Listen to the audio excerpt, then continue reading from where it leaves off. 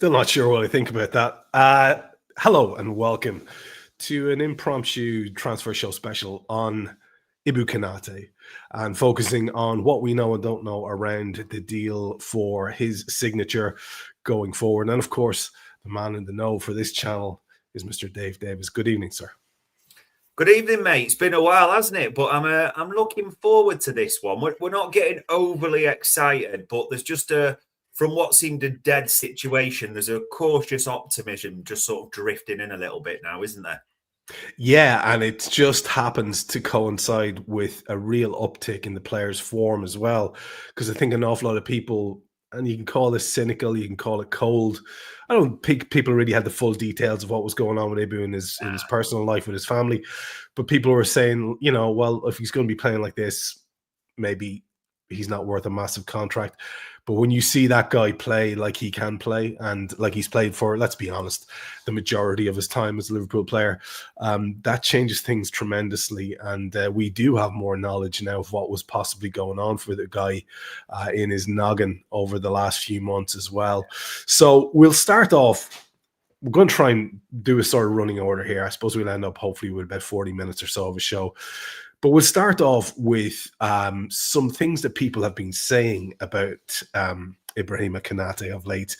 And it is interesting to pick out a manager and a captain, and they've both had very interesting things to say. Arne has been getting it in the neck from people about his comments lately. And I found myself, I don't know where you are in this, Dave, but I tend to just put myself out there, a bit of a hostage to fortune with some of the things I say on Twitter. And so if you don't follow me and you don't know what I'm generally talking about or thinking, you're going to get a less nuanced idea. And so if I say something about Arnold, why are you saying that? I tend to get people jumping all over me. And of course, context is king. And he never really thoroughly destroys himself. There's always a nice little bit of context that comes after the daft thing that he says. And people can dress that up as honesty all they like. But I'm telling you that an awful lot of the majority of managers would not say that honest thing. They would quite simply say some bland manager talk, which is, interested only in man management.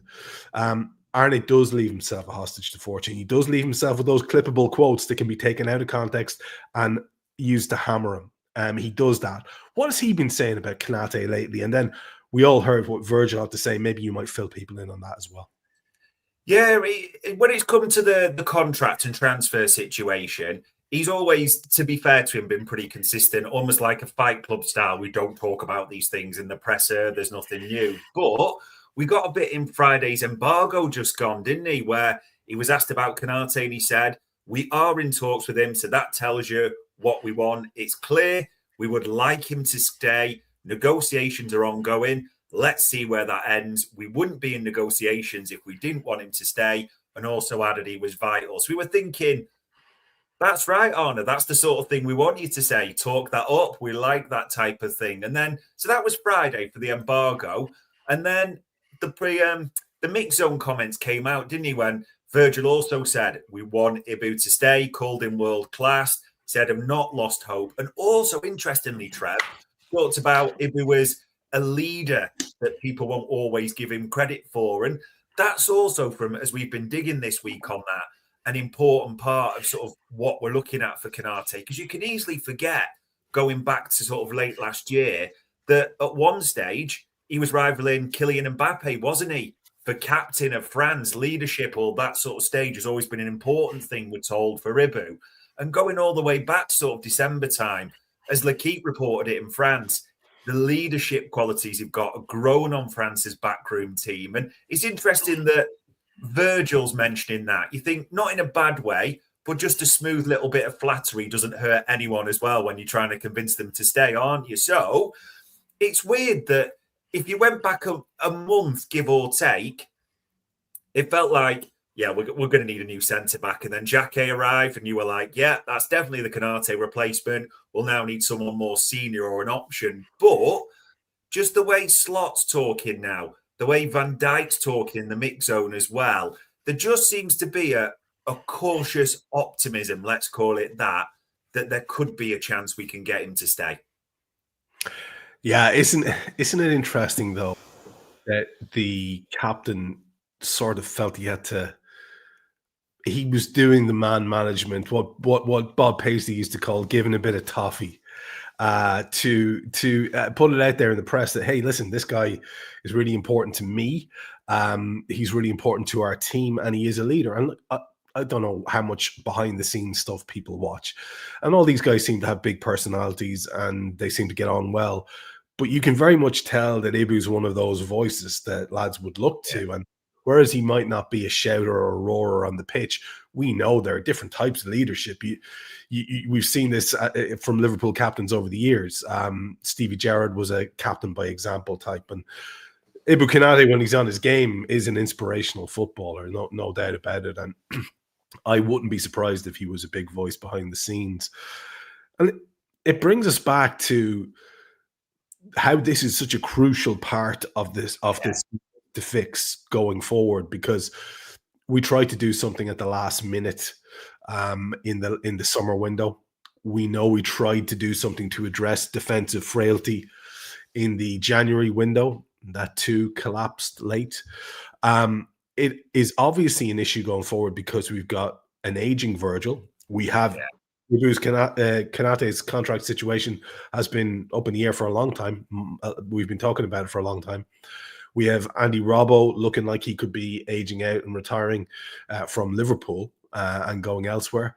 And we have our young prospect who is a long-term injury sufferer. And also, if we're being honest, nobody's 100% sure how you come back from something like that. And then the kind of utility man is a guy who, although he's fantastic, cannot be relied on because he's so fragile in Joe Gomez. Yeah.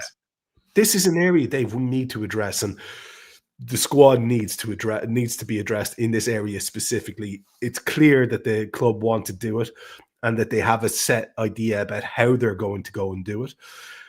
Talk to us a little bit about how it seemed to have been bumped down the list of priorities, and so much weight seemed to have been given to the expensive signing of Leone as something that was fixing it. And we've been exposed as being quite fragile there in the months that have followed.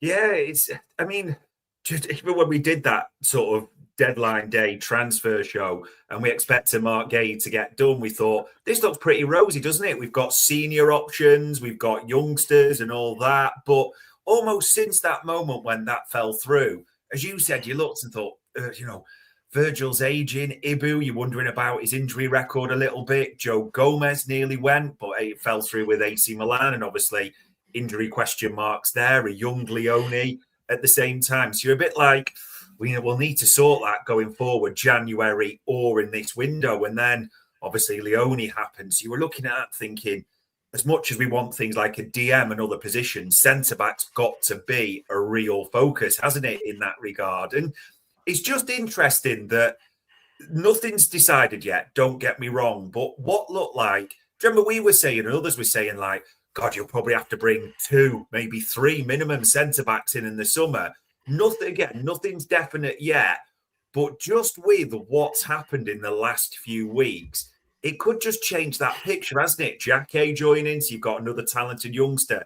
That's great. We don't need to get into 60 million quid and whether that's value. We know we're talented youngsters coming in. So if you can get this done as well, from what was, God, we've got to sort it. We've got like the house is on fire at centre-back. It could well drop well down the list of priorities of what we've got to sort, like you said.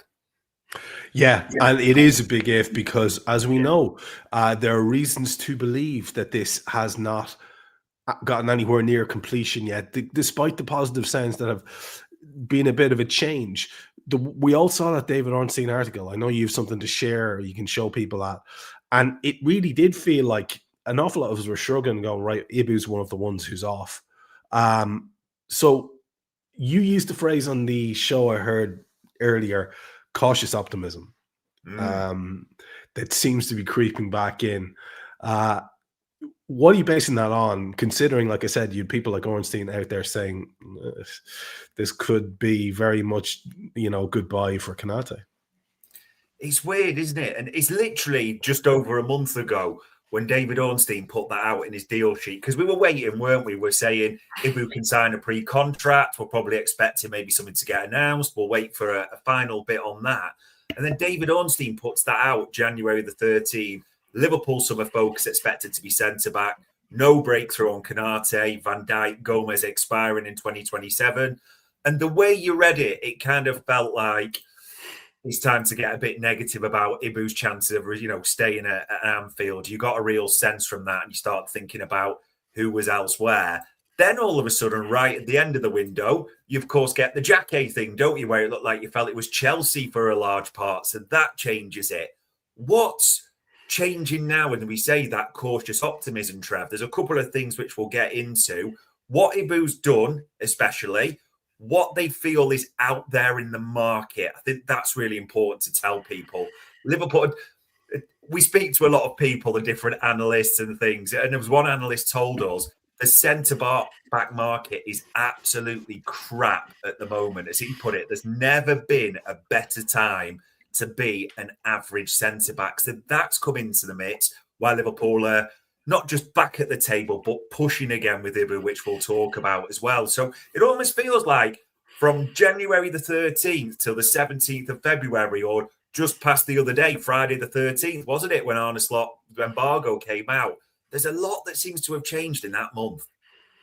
Yeah, which is good because, like I say, there are signs that we would be obviously so much better off with Ibu Konate at top form, staying with us. I think everybody would love that.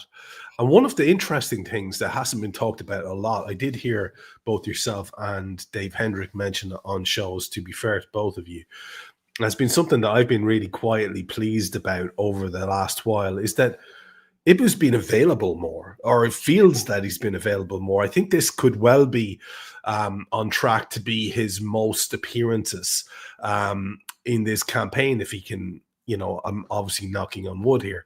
So that is something that we had sort of built into our assessment of Ibu Konate as a Liverpool player was, look, there's going to be a chunk of time during the season where he's not available. He gets knocks. And yet that seems to be a thing over the last while, interestingly enough, that's not so much of an issue. Maybe that's yet another positive side here. 100%. And just in case people are doubting this, you've just got to look at it factually. And in one scan here of transfer market, and if you look at these previous seasons, like 22, 23, 24, how many times is the word muscle there, Trev? Muscle injury, muscle strain, torn muscle. That was, as you said, you kind of expected it to be. You'll probably get about 20, 25 games out of Ibu, and then you'll need cover and options. That's what it's been. But the last few seasons, essentially, since Slot's come in, it's been a pretty good record. Now, someone is going to, of course, jump on that and say, hold on, last campaign, even when we won the title, he was out for 34 days, and that was 8 games. But do you know what? It's easy to forget. Do you remember when Endrick did him at the end of that Liverpool-Real Madrid game? That was that injury. So that wasn't like a muscle strain. That was a contact injury, which you can say, unfortunate, you say dirty, but you can't really blame that on Ibu, can you? Those types of things could happen to anyone. And even this season, the games he's missed, it's been his father's passing, hasn't it? So if you look at the last 2 seasons, he's on for record minutes. And as you said, he's probably going to go, I think in the next 2 games, he'll go beyond 3,000 minutes, which they talk about golden territory as well. So a key part of, as we said, world-class ability or top-class ability is availability as well. And Ibu is now ticking that box, which is really pleasing. And again, just adds to the case, doesn't it, of keeping him? Yeah, and you've mentioned, and a lot of people have been aware of, just maybe only in recent months, or recent weeks rather, that Konate was dealing with a very difficult scenario, quite likely where his father was possibly ill for quite a while. Certainly he has dealt with the passing of his father recently. And it is interesting to note that in the weeks following that momentous event in anybody's life, to lose your father, he has been in the best form that he's been in for a long time. Yeah. And that availability you're talking about, married up to the best form that Ibu Konate can produce. I honestly thought one or two of those games I've seen him recently, he comfortably, I thought, was more impressive than Virgil van Dijk, who has also been very impressive in recent games. I don't think it's a coincidence, do you, that Virgil is knocking out these sort of like, majestic showings again alongside an Ibu who's winning every single 50-50, winning his aerials, putting in incredible last-minute blocks, 1v1. That outing against Brobby, I loved that performance from Konate. There's very few people who could do that, who would have the physicality to match up with someone like Brobby, who would have the timing to put in those block tackles. This is the lad that we want, and this is the lad that we want available. He is, we'll get to it, but how are you beating him? I mean, where are you going to find someone that's that good? When we already have him here, you move heaven and earth to keep him, don't you? Where are you going to find a centre half that, as you said, does that job against Brobby and is absolutely crucial to keeping a clean sheet in an ugly game? Absolutely brilliant there. You mentioned as well recent games. Easy to forget, he scores that goal. Do you remember the one at Anfield in the Newcastle 4-1? Where again, as you said, another shout for man of the match. At the same time, literally clean sheets we're starting to keep. It's no coincidence that almost in recent weeks, Ibu is hitting top form. And even for things earlier in the season, Trev, just little bits that people forget.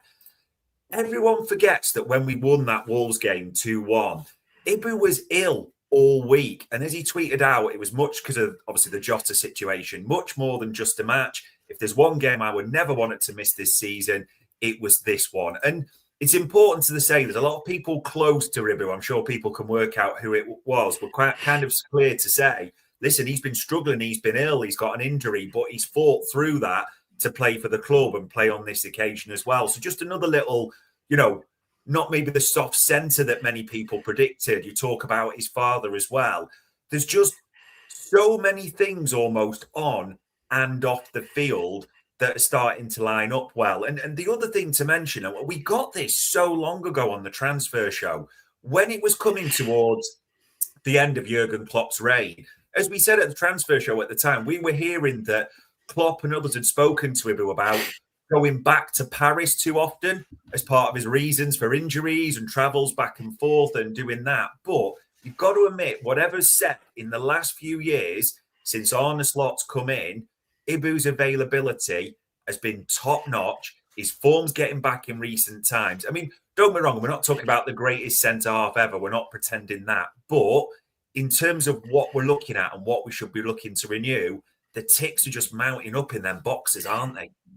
Yeah, and it does feel like, to be fair, it does feel like more that we're back to the default setting of what Ibu Konate should be, because it has been, as you've mentioned here in the notes, an up and down season for him, and it would be daft for us not to acknowledge that form was troubling, to say the least. And now we have some context for why that might have been, and we also have a very gratifying upswing in that form as well.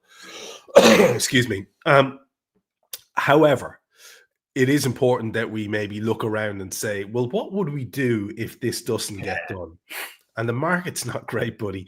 The market, it's a hell of a time to be a centre half. Let's put it that way. Literally, as they say, that analyst told us, there has never been a better time to be a centre half. And when an analyst who is very chosen with their language describes the centre back market as crap, that's telling you everything you need to know. So if you have missed recent deals or keeping abreast, I mean, remember, Ibu is a proven Premier League centre-back, international, Champions League quality, played in a European Cup final, played in a World Cup final. So let's just keep that as sort of a marker on the docket there. Look at that deal. Probably everyone clocked this because people were wondering what yardstick would this put down. Dear Christ, Trev, Upamecano's deal at Bayern Munich. I mean, look at that. Contract that could go to 2031. Similar age, pretty much the same age as Ibu. A salary of 20 million euros per year. A 20 million euro signing fee. A 65 million release clause, which comes in. I mean, you can pretty much argue that Upamecano's agents had Bayern's pants down there, haven't you? And before anyone goes, no, that's the going rate. Bayern are lucky to get that deal.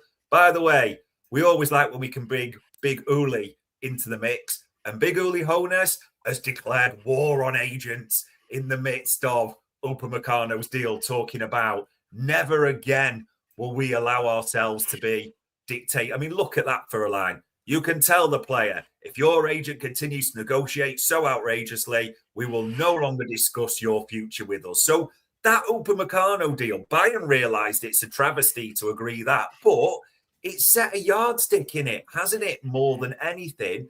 And then, of course, even in the Premier League, I mean, we saw all the details about Mark Gay's deal with City around there, as Alex Cook said, 300 grand a week, a 20 million fee that could rise to a total 28 million as well if City hit milestones. You know, a bonus there as well, a signing on fee. So that's the market you are in at the moment. Now, just to be clear, they're different types of centre halves, aren't they? Upamecano, far more progressive than Ibu. You couldn't, deny that. And I accept that Gay homegrown will pay into the mix as well. But pound for pound, I think Ibu's the best of all those three, Trev. So Ibu and Konate will be looking at the market. Liverpool will be looking at the market and going, Christ, look at the deal Upamecano's just got. Christ, look at what City have just had to pay to get. And obviously it's for a title challenge, and I get that. But that is part of the reason why the market is a nightmare for centre halves. And this isn't trying to be derogatory about Gay, but Gay hasn't played in a Champions League final. Gay hasn't played in a World Cup final. Gay's never played in the Champions League. And look at the money he's getting. The market situation is something Liverpool are looking at and probably realising, Christ, it just makes a lot more sense to bend to Ibu's demands and get that done than get bent over for a huge deal for a player that doesn't have Premier League experience or that pedigree. And it's not just that, is it? It's the availability of actual good quality centre halves is one thing. The prices they're going at is another thing. The prices they seem to be able to demand for their own personal contracts is another thing.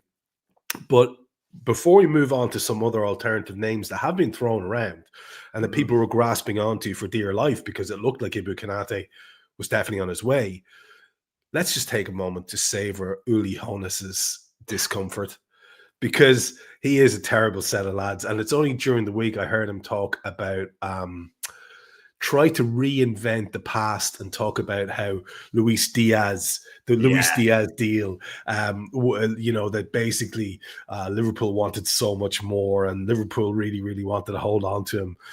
He's still butthurt about Florian Wirtz. That's exactly what it is. Yeah. They've been humiliated by Florian Wirtz, and Uli Hoeneß is out now acting like a tough guy and saying, hey, agents, stand back. Come on, man. Come on. In terms of alternative names, should we look to strengthen in the centre half situation anyway, or should the worst case scenario happen around Konate? We've heard Schlotterbeck. We've heard Van Hecke. Yeah. We did hear Xhaka, and then the Xhaka deal got done. Now, it's big money. He's a kid. If we're going to talk about proven and unproven and track record, yikes. We spent a huge amount of money on this prospective talent. But spend it we have, and it's a very ambitious move. It's the kind of thing you've got to admire. And if that has been done, like we're being told, it's in the bag, and it's only a matter of getting to the summer. Does that then put a dampener completely, regardless of what happens with Konate, on stories around Schlotterbeck, on stories around Van Hecke and others?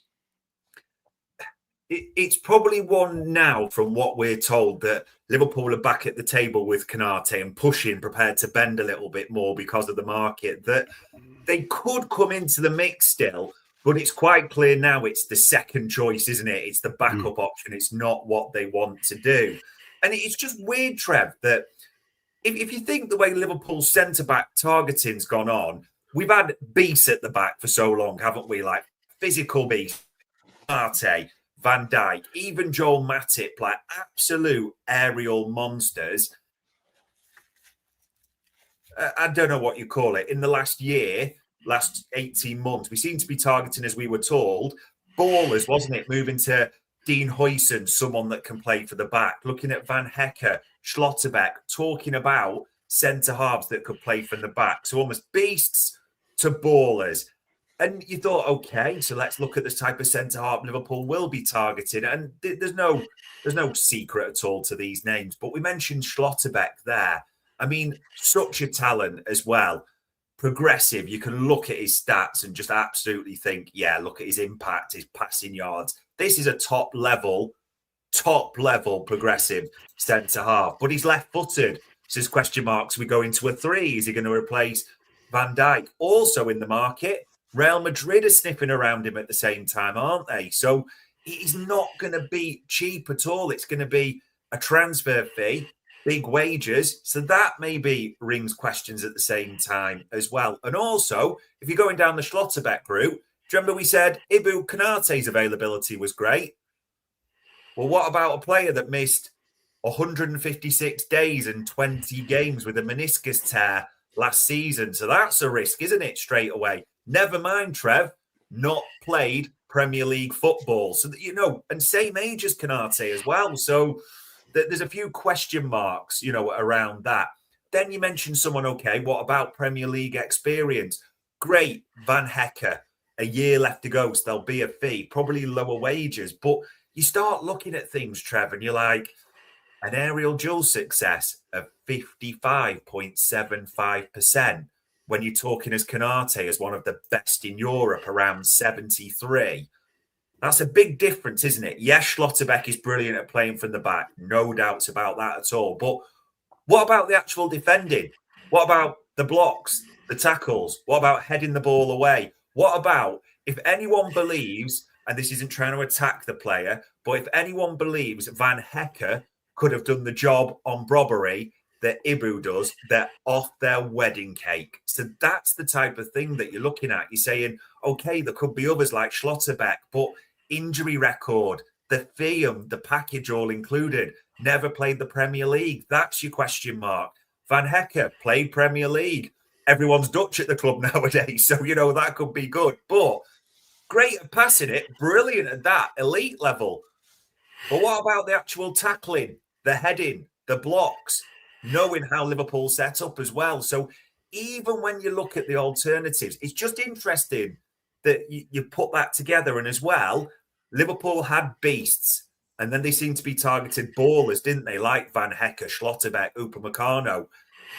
Jacket's a beast, isn't he? It's about his aerial duel success and his physicality. That's why he's been bought. So if Liverpool seem to be going back to the beast category over ballers, all the ticks are in Ibu's boxes, aren't they, compared to all that rest?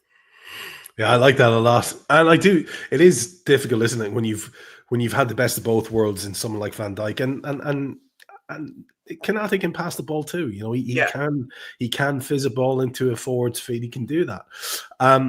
Can I just say before we move on that it's very, very heartening to watch the slow effect of hanging out with the Anfield Index boffins that has had on you.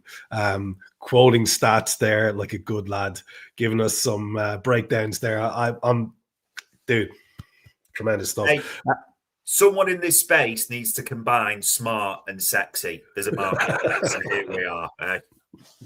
I've always said it. We should also maybe just mention what could well be the biggest barrier to this deal getting done. What could be the biggest barrier to many deals getting done, if we're being perfectly honest. A thing that is a kind of an existential worry for me at the moment, Champions League qualification. Because you can see how certainly people who are not at the club already will balk if we don't have it. And you can see how it might be the deciding factor for someone like Konate if we don't have it. Now, on a couple of shows recently with Jan and also on Raw after the last Premier League outing, we sat down and we looked at the upcoming fixtures for Chelsea, for United, for Liverpool. And the period of time between now and, let's say, the next couple of months, we have an opportunity, Liverpool have an opportunity, by comparison with the other two to get ahead. And then May sees us play massive cup final style games against those direct rivals for the Champions League. So it's beautifully set up for some typical Liverpool style drama and a really heartening end to the season where there could be something proper, a feeling of proper achievement, overcoming odds, all the rest of it. But that qualification is going to be everything, isn't it, in this deal and in others? Yeah, absolutely. You know, in terms of retaining players, in terms of renewals, and especially with Ibu, like, there's no secret on this. People know, we've talked about it before. Of course, he's got the likes of PSG in his ear, hasn't he? And, you know, he's not going to be short of an offer or two. There's probably no real surprise. I know there's been reports from Spain that Real Madrid have probably dipped now, but they'll probably have looked again at his form, and they love a freebie, doesn't he? Perez has got a kink for a freebie at the same time as well. So they'll be looking at that thinking, you know, hold on, especially with the market the way it is at the same time. So if we're going to stack up and do what we need to do, and that's what we're being told, people, that Liverpool are prepared to bend on this, looking at the market and the situation. But if you haven't got Champions League football to offer, there's a knock-on effect as how attractive we are to Ibu to stay, isn't there, at the same time? And as you said, Trev, then the budget, it's not like the budget collapses, but there'll probably be a reluctance if you're not in the Champions League. It's just a consideration, isn't it, to then start putting players on big money again, and how many and which. So the easiest way to avoid that is just get Champions League qualification, because then you're more attractive to players to renew and bring in at the same time. And also then the budget just looks a lot better as well for that. So it's not like the absolute be all and end all. And sort of digging on this recently, as we've been told, people will reference that, well, we signed Szoboszlai, McAllister, Gravenberch without Champions League. But as we were also told, they paid them a kind of non-Champions League tax as their deal. They almost got a second deal, bigger wages than we would give normally, to bring them in ahead of City and others that were in for those players. So, yeah, it's a little bit uncertain. What would be just brilliant is just get Champions League, and then we don't really have to bottom out or find the answer to this equation, do we? And isn't it really interesting? Could even be ironic, depending on the definition. If you're an Alanis Morissette person, then no. That Ibu Konate's form will directly affect whether or not we get Champions League football. Isn't that? It's so interesting to watch how we look so much better since he's been better, and therefore Virgil is better, and that platform stops us looking as fragile as we have done for most of the season. Let's finish. We might do a little bonus bit in the end and give people a bit of value, but let's finish by talking about the ideal situation, which is we retain Ibu Konate and we get Champions League qualification under the belt. This does mean the knock-on effect will be that we'll have to target some other areas in the team. And maybe this is where we could, like I say, give people a little non-Konate bonus. And I know you covered this off on the individual transfer show you did, but there's all sorts of exciting attacking talents, wingers and midfielders that are very much in the crosshairs, you would imagine. Yeah, it almost has gone, like, as we said, from the start of the summer and the start of the season to, like, Christ, we have got issues galore at centre-half, and how many we're going to bring in and all this. Now, again, it's cautious optimism, but if we can renew Ibu, how much more positive does this centre-back picture look for the next season? Because, yeah, Virgil van Dijk will have another year to go, but he's still there. Konate would then be there. So you've got your experienced centre-backs. You'd have Leone returning. You'd have Xhaka coming in. So you've almost got that perfect mix, Trev, haven't you? 2 senior centre-backs, 2 youngsters who everyone rates highly, and you're thinking, could they, you know, sort of evolve into the next players they want them to replace? And yeah, people will say Joe Gomez, but Joe Gomez with a year left to go, if he's prepared to do it, could almost be the decent or perfect 5th choice centre-back, couldn't he? Because you'd be looking at him there and saying, it's your last year, just give us sort of 10 to 15 games there type of thing, or worth of minutes, etc. Cover us for cups and bits like that. you would actually look and then say, that's 5 centre-backs, isn't it, realistically? And before people go, oh, Gomez is going to be sold, remember, they accepted a £12 million bid from AC Milan last summer, but it didn't get done in time. What are you going to get for Joe Gomez with a year left to go? What, 5-6 million? Wouldn't you rather just keep him around and say, what's the point in getting the 5-6 million in, Trev? Just play, if you can play 10-15 games as fifth, let's do it. We've got optimal cover then as well. All of a sudden, that top of the list centre-back issue priority, you then start looking and going, it's not perfect, but we're pretty sorted there, aren't we? And actually, as you mentioned, I've got a midfield that's all got 2 years or less left to go, or probably be off. So I've got that to sort. I've got my wingers because, we know what's going to happen with Salah, other issues as well. So if you get this done, this jumps right down the priority list for Ibu. It just has a better knock-on effect. And then you can actually focus on other areas during the summer rather than trying to sort every single area of the pitch, haven't you? The market, everything else, it would just make a lot of sense. And that's why we're kind of doing this, people, just getting those messages. It's starting to become clear why Liverpool are prepared to bend from their original position with Konate. And if you are going with Virgil, Ibu, Joe Gomez, hopefully fit Leone, and the highly promising Xhaka, you have what used to be the perfect mix, according to Roy of the Rovers when I was a kid. Youth and experience. It's the kind of magic that you want. Of course, the availability thing comes back into it. We know that. But let's just say that is the optimistic and upbeat note that we finish on around Ibu Konate and the centre half position. Just to give people a little bit of value for their money and push us into the 3/4 of an hour mark, I did want to ask you a couple of questions at the end here for folks who didn't catch your solo show on this. And even if you want to stick to the midfield, because I know the wingers thing is a bit up in the air. I've heard chats about Yan Diamande and others from yourself and other people too. But it's the midfield that's really interesting, isn't it? Because we know that things seem to have been a bit strained with Curtis Jones. And Arne Slot has said that that's the one position where or area of the pitch where he's really covered well. That explains why Jones doesn't play so much, says Arne. But then we start looking at it. If Curtis is unsettled, we know that that Ali Mack would probably take a move to Real Madrid, because why wouldn't South American do that if they had the opportunity? There was the horrible rumors about Dom Szoboszlai and that exact same move as well. Yeah.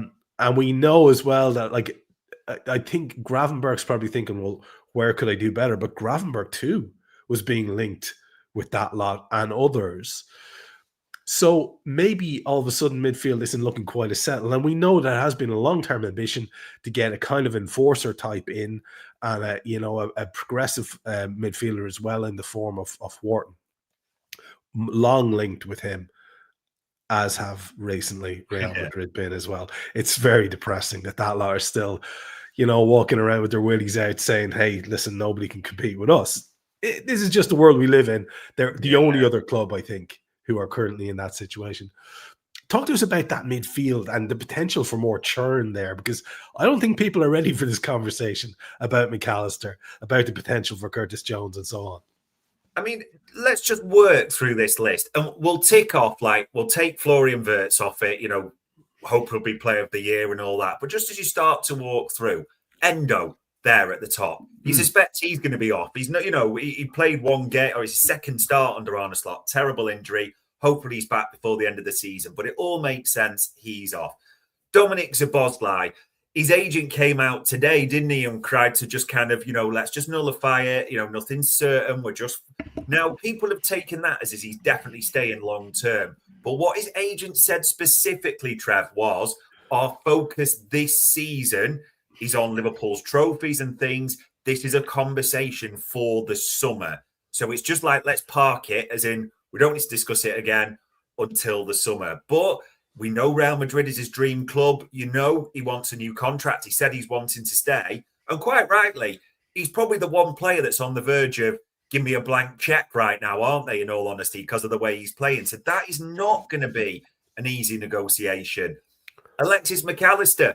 And it's good to see we're bringing dads into the mix because we lost Kirkez's dad and others. It's good to get dads talking again. So Alexis McAllister's dad was talking today saying we're waiting on a contract offer from Liverpool. But of course, Liverpool will be looking at that like, are we going to give mad money to a player who struggled just to basically run at times this season? They know, as we said, about the Real Madrid or the Spanish interest. There's a question mark there.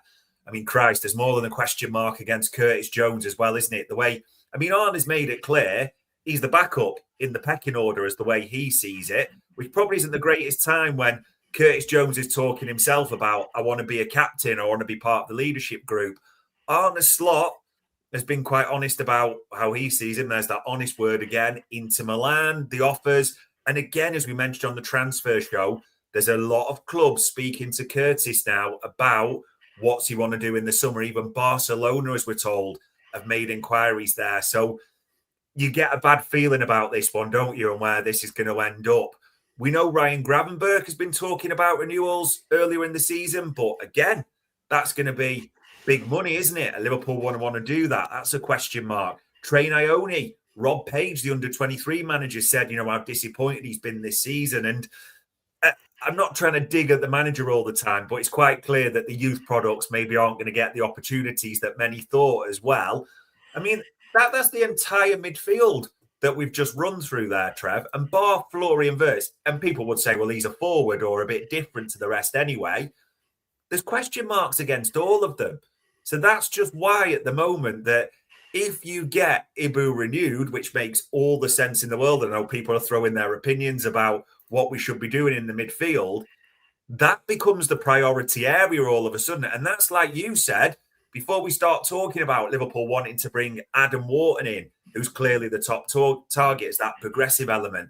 That's before it seems Liverpool are looking at a few there that Urenkai, the Ghanaian midfielder, that's the new youngster they had, say, inquiries about, and looks like they may well be interested in the summer because of the value. Baleba still on the mix, even Buwadi, as we're told. But that young Urenkai, just because of the overall cost of doing anything else, could well jump right up the list. So you might even see Progressor and Enforcer for the midfield. But you might well see a couple of departures in there as well. It's funny, isn't it? No one really thought this. We thought we'd talk about more renewals and straightforward things for the midfield. But the way the season's flipped around, if Konate signs, all the focus drifts from the midfield, doesn't it? And sorting that. Yeah, and my God, there's so many question marks there. I think people just prepare for churn. I think it's going to happen. And let's finish then with a chat about another place where I don't think churn is the word I'd use, because we have two ridiculously expensive strikers that somehow are going to have to be shoehorned into the team, you'd imagine, together. You've got another lad who should be thought of as an attacker in Florian Wirtz in whatever new lineup. And again, is there going to be further upheaval there in the tactical approach next season? You'd imagine there's going to have to be. So if we allow that the attack is looking quite good, the one thing we don't have is a really effective wide man going forward, because we have to make peace with the fact that it was sort of quietly known that Mo Salah was going to go this summer coming, despite that 2-year contract, which would leave the club in a position to claim a fee, and Mo gets to go and do the thing he's going to do next. If Cody Gakpo is your answer to a pacey winger question, then you're asking the wrong question. We have, therefore, been linked with a couple who would provide that kind of profile. Would you just let people know who they are? And as well, for me, in my ignorance, would you tell me this Urenki kid you're talking about, where, just before we talk about the wingers, where is it that he's playing his trade, so I could go and have a quick look and see what I make of this kid? Yeah, I'm probably going to butcher the name, but I think it's Nordsjælland, it's pronounced, the Danish team. So in the Danish Super League there. Can play as DM predominantly, but has also played centre-back and right-back. It's kind of his all-round play, but the youth and the physicality. And Brighton, we're told, are very keen on him at the same time as well. And if you look at the wingers, as we said the other day on the transfer show, Liverpool are speaking almost like they did last summer, where they spoke to a lot of multifunctional attackers. This summer seems to be a winger theme. Now, it is wingers that can play maybe on both sides or across the forward line, but wingers is probably the right way to put it. That Yan Diomande, I mean, even Alex Crook from TalkSport put it out there earlier today that Liverpool are very much now in the race. Again, another dad in the mix because his dad supports Liverpool, didn't he? And he clearly said on a live stream, Liverpool's my club. And he's tried to walk it back a little bit, probably because he got a slap on the wrist from Red Bull Leipzig. And his agent just said, hold on, there's no guarantee you'll end up there and they'll be in the Champions League. So let's just be measured in what we're saying here going forward. So that was an interesting one. Barcola, we've talked about, haven't we, before as a top target. But again, if you don't get Champions League, forget that. And another name that we're mentioned on the transfer show, but we're actually being told that be it Champions League or be it if you're in the Europa, Liverpool have had talks and they're quite keen on Kevin Schade at Brentford. Plays predominantly on the left, right-footed, but has also played up front and on the right for Brentford as well. So again, a winger that can grow across the front line. Pals of Florian Wirtz, a German international. He's got caps there, hasn't he, as well? And you talked about pacey attackers there. Important to note, Trev, Kevin Schade has the highest recorded speed in the Premier League this season, over 37 kmh. Shit off a shovel, literally as well. 2 years left to go in the summer.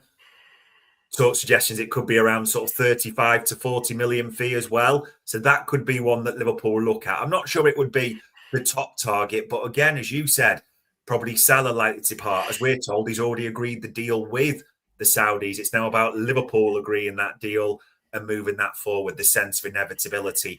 Chiesa is going to be off as well. As you said, question marks around Gakpo as well. Rio and Gamoa, how do they see him? That's a question mark at the same time. So, yeah, Liverpool are looking at wingers, wide forwards maybe, if you want to call them that as well. There is a lot happening, but wingers seems to be the space where Liverpool are doing, as we're told, a lot of their carpet shopping, getting the quotes, finding what's available, and then making a decision, which of course is going to be based on who goes and what European competition they're playing in.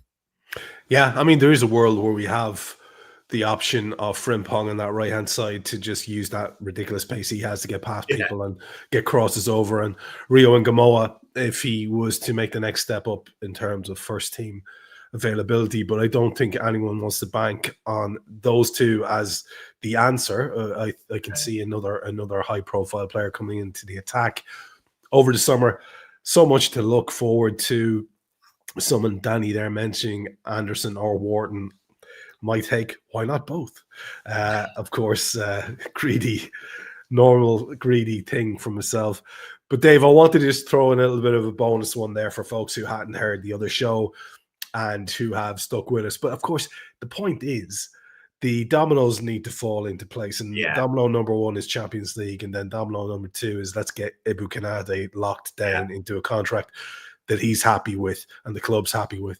And then we can start to think about all these other areas that need addressing, because need addressing they do.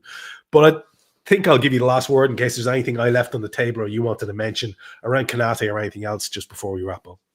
I think the thing with Konate is it's funny how football can change and quickly. You went back 6 months ago. There's a lot of fans will be, so what if he's off? Look at how badly he's playing and how badly the team's struggling. Even at, sort of January the 13th, when Ornstein puts that out, you're thinking, well, like the Barry Keogh, meme, there's another dream gone type of thing, and we'll start looking, and then Jacquet. But now it is making sense in the world why we're being told the club is prepared to bend a bit for Ibu Konate.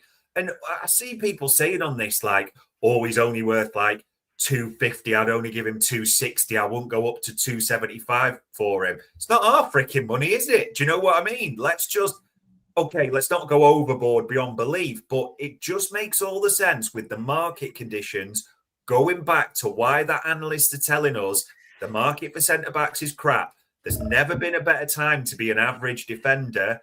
It makes smart sense, and it's still a few things to do for Liverpool to get Ibu Konate signed up. Let's hope it happens, buddy. And I hope we'll have cause to do another one of these impromptu ones because of some little thing that slips out that we're not really supposed to know, but that everybody does know, something briefed about the future of the squad and some certainty for us around that. But until then, from now, from myself, from Dave, from Anfield Index, good luck.